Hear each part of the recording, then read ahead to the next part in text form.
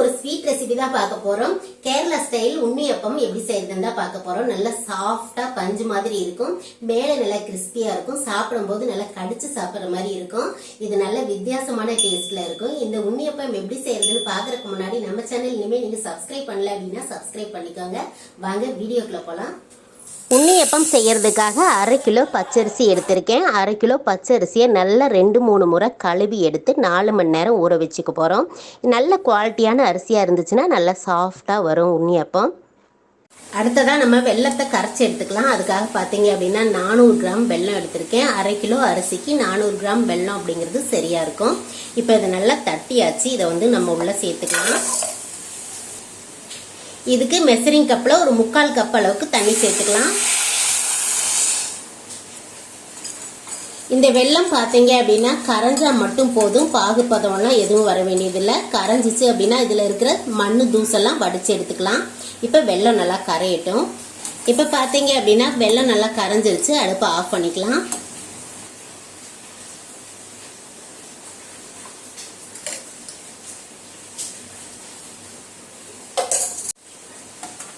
இப்போ இந்த வெள்ளை கரைசலை வச்சு தான் நம்ம அரிசியை அரைக்க போகிறோம். இப்போ மிக்சி ஜாரில் சேர்த்துக்கலாம் அரிசியை.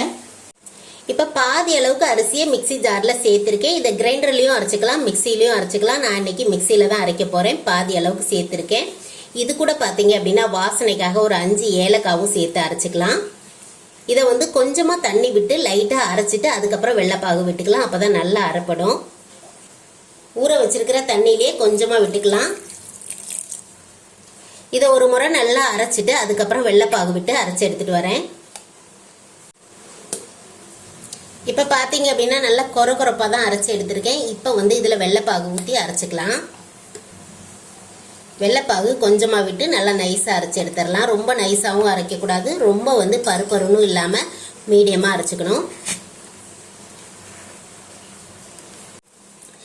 இப்போ பார்த்தீங்க அப்படின்னா நல்லா அரைஞ்சிருச்சு. பார்த்தாலே தெரியும் உங்களுக்கு. ஸ்பூனில் இருக்கும்போது பாருங்கள், நல்லா கொஞ்சம் சின்னதாக லைட்டாக வந்து ரவையை விட சின்னதாக வந்து குருணையாக இருக்கணும். இந்த மாதிரி அரைச்சிட்டோம் அப்படின்னா சரியாக இருக்கும். அதாவது இட்லி மாவு மாதிரியும் இல்லாமல் தோசை மாவு மாதிரியும் நைஸாக இல்லாமல் ரெண்டுக்கும் இடையில இருக்கிற மாதிரி அரைச்சி எடுத்தோம் அப்படின்னா சரியாக இருக்கும். ஸ்பூனில் பக்கத்தில் காமிக்கிறேன் பாருங்கள், லைட்டாக குருணையாக இருக்கிறது தெரியுது. இந்த அளவுக்கு அரைச்சா சரியாக இருக்கும். இதை வந்து பாத்திரத்தில் மாற்றிக்கிறேன்.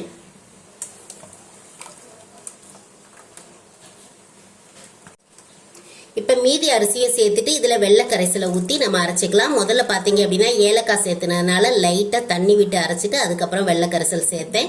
இப்போ வெள்ளை கரைசலை சேர்த்துட்டு இதை நல்லா அரைச்சிக்கலாம். அது கூட வாழைப்பழமும் சேர்த்துக்க போகிறோம். நான் இன்னைக்கு தேன் வாழையில் ஒரு 6 மீடியம் சைஸ் பழம் எடுத்துக்கிறேன். இதுக்கு பதிலாக நீங்கள் வீட்டில் என்ன வகையான பழமாக இருந்தாலும் எடுத்துக்கலாம். பூம்பழமும் நல்லாயிருக்கும். இப்போ வந்து இதை உரிச்சிட்டு நம்ம அந்த மிக்சி ஜாரில் சேர்த்துக்கலாம். இப்போ பழத்தை உள்ளே சேர்த்துக்கலாம். சேர்த்துட்டு இதை அரைச்சி எடுத்துடலாம். இப்போ மீதி இருக்கிறதையும் அரைச்சாச்சு, அதையும் உள்ளே சேர்த்திடுறேன்.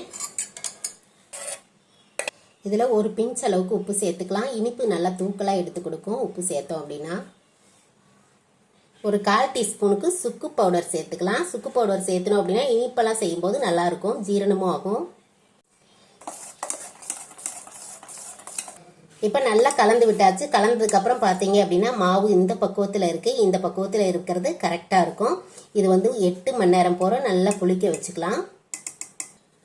மூடி போட்டு மூடி வச்சு 6லேருந்து 8 மணி நேரம் புளிக்க வச்சுக்கணும். இப்போ வந்து நைட்டு நான் அரைச்சி வச்சுருக்கேன். காலையில் இதை வந்து நம்ம செய்யும்போது பார்க்கலாம். கேரளா ரெசிபிலே பார்த்தீங்க அப்படின்னா புட்டும் கடலைக்கறியும் எல்லாருக்கும் பிடிக்கும் அப்படின்னு சொல்லலாம். அந்த அளவுக்கு எல்லாருக்குமே பிடிக்கும். அதே மாதிரியே இந்த உண்ணியப்பமும் பார்த்தீங்க அப்படின்னா நிறைய பேர்த்துக்கு பிடிக்கும்.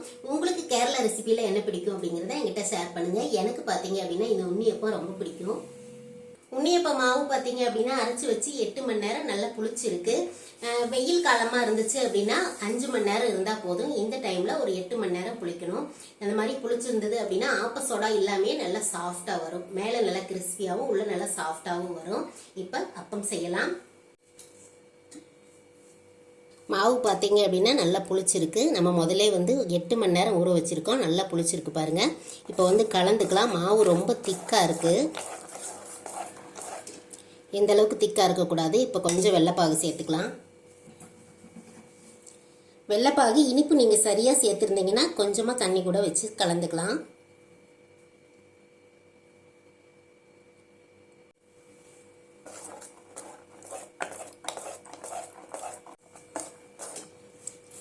இப்போ நல்லா கலந்து விட்டாச்சு. இந்த மாதிரி பக்குவத்தில் இருந்துச்சு அப்படின்னா சரியாக இருக்கும். ரொம்ப தண்ணியாகவும் இருக்கக்கூடாது, ரொம்ப திக்காகவும் இருக்கக்கூடாது. இந்த மாதிரி இருந்துச்சு அப்படின்னா சரியாக இருக்கும்.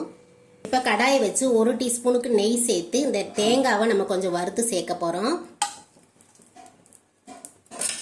நெய் நல்லா உருகி வரும்போது இதில் பார்த்தீங்க அப்படின்னா ஒரு அரை மூடி தேங்காய் நான் எடுத்திருக்கேன். 1/2 கிலோ வந்து நம்ம அரிசி எடுத்திருக்கோம். அதுக்கு அரை மூடி தேங்காவை இந்த மாதிரி சின்ன சின்னதாக கட் பண்ணியிருக்கேன். உள்ளே சேர்த்துக்கலாம்.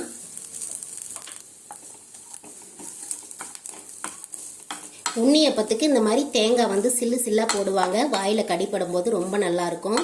இந்த தேங்காவை நல்லா வந்து பொன் வறுவலாக வறுத்துட்டோம் அப்படின்னா 5 நாள் வரைக்கும் நம்ம இந்த உண்ணியப்பத்தை வெளியிலே வச்சு சாப்பிட்லாம். அவ்வளோ டேஸ்ட்டாக இருக்கும்.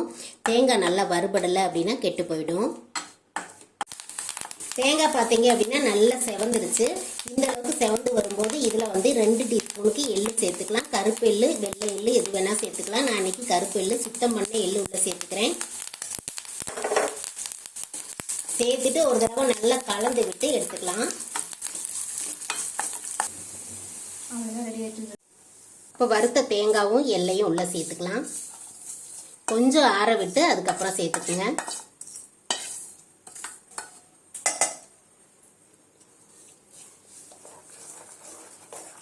நல்லா கலந்து விட்டுட்டோம் அப்படின்னா உண்ணியப்ப மாவு ரெடி ஆயிடுச்சு.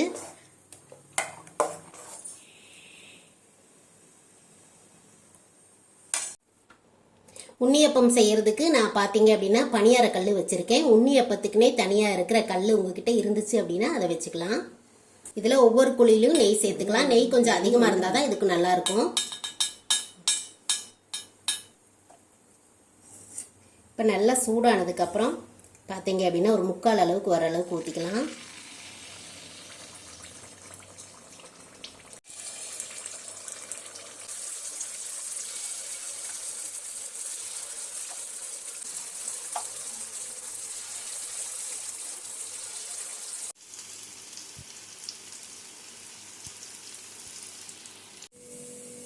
இந்த உண்ணியப்பம் பார்த்தீங்க அப்படின்னா இந்த அளவுக்கு நிறைய நெய் போட்டு செஞ்சோம் அப்படின்னா தான் ரொம்ப நல்லா இருக்கும். நிறைய நெய் ஊற்றி செய்யும் போது அந்த நெய் ஃபுல்லாவுமே ஒரே அடசல்லே இழுத்துறாது. நம்ம 3 அடசல் வரைக்கும் அதுக்கு ஊற்றிக்கலாம். எடுத்துட்டு திருப்ப திருப்ப 2 முறை அது மாதிரி ஊற்றிக்கலாம். அந்த நெய் ரொம்ப இழுக்காது. ஆனால் நெய்லேயே மிதந்து வேகும் போது தான் அந்த ருசி நல்லா இருக்கும். மேலே நல்லா கிறிஸ்பியாகவும் உள்ள நல்லா சாஃப்டாகவும் வரும். இப்போ ஒன்னொன்னா திருப்பி போட்டுக்கலாம். உங்களுக்கு நெய் வேண்டாம் அப்படின்னா இது தேங்காய் நெய்லையும் செய்வாங்க. கேரளாவில் பார்த்தீங்க அப்படின்னா ட்ரெடிஷ்னலாக தேங்காய் நெய்லையும் செய்வாங்க. அப்படியும் நீங்கள் செஞ்சுக்கலாம், அதுவும் நல்லாயிருக்கும். ஆனால் நெய் சேர்த்தோம் அப்படின்னா கொஞ்சம் அதிகமாக இருந்துச்சு அப்படின்னா தான் இந்த உண்ணியப்பம் நல்லா சாஃப்டாகவும் டேஸ்டியாகவும் இருக்கும்.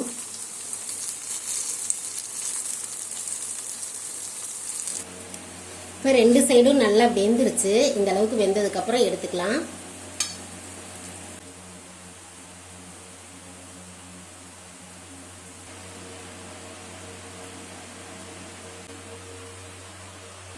இப்போ நெய் பார்த்தீங்க அப்படின்னா ஒவ்வொரு தடவையும் நம்ம ஊற்றுனது அப்படியே தான் இருக்கும். கொஞ்சம் தான் இழுக்கும். நெய் அதிகமாக இழுக்காது, கொஞ்சமாக தான் இழுக்கும். பார்த்தீங்க அப்படின்னா எல்லாத்துலேயுமே அரை குழி ஊற்றி இருந்தோம். ஒரு சில இதில் மட்டும்தான் குறைஞ்சிருக்கு. மீதியெல்லாம் அப்படியே இருக்குது பாருங்கள். நெய் அவ்வளோவா இழுக்காது. நம்ம ஒவ்வொரு தடவையும் ஊற்றணுங்கிற அவசியம் கிடையாது. குறைஞ்சப்போ ஊற்றிக்கலாம். அடுத்தது இப்போ இதுலேயே ஊற்றிக்கலாம். இந்த நெய்லேயே நம்ம இன்னொரு அடசல் ஊற்றிக்கலாம்.